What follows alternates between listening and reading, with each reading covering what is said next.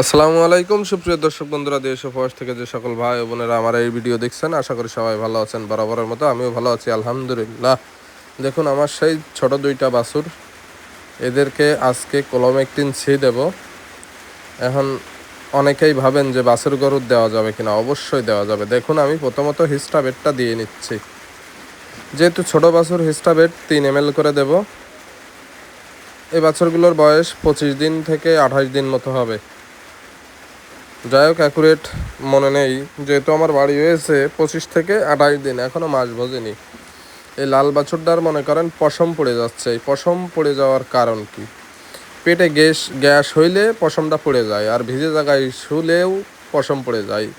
তা যাই হোক, এই পশম পড়ে যাওয়া এবং কিমড়ির ওষুধের আগে আমি খাওয়াইছি, যেহেতু 20 দিন আগে সিরাপ খাওয়াইছিলাম, এরপরে ক্যাটাফস এডি দিছিলাম, দেখেছিলেন। আজকে দেব কিন্তু কোলোমেকটিন সি।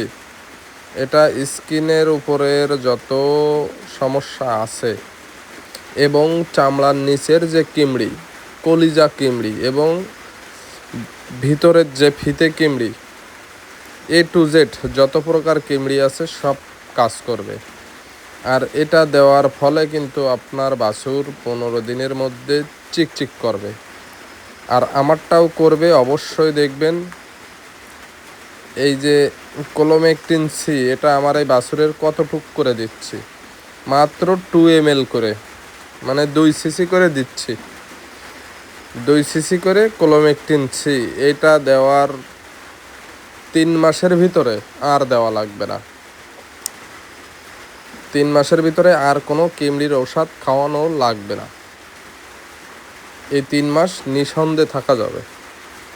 অনেকেই বলেন যে বাছুর গরুর প্রত্যেক মাসে কিমড়ির ঔষধ করা উচিত। হ্যাঁ, উচিত, ঠিক আছে, কিন্তু আমি এই যে কোলোমেকটিন সিটা যখন দিচ্ছি তখন 3 মাসের মধ্যে আর দেওয়া লাগবে না। তার কারণ এর আগে আমি কিমড়ির সিরাপ খাওয়াইছি সবাই।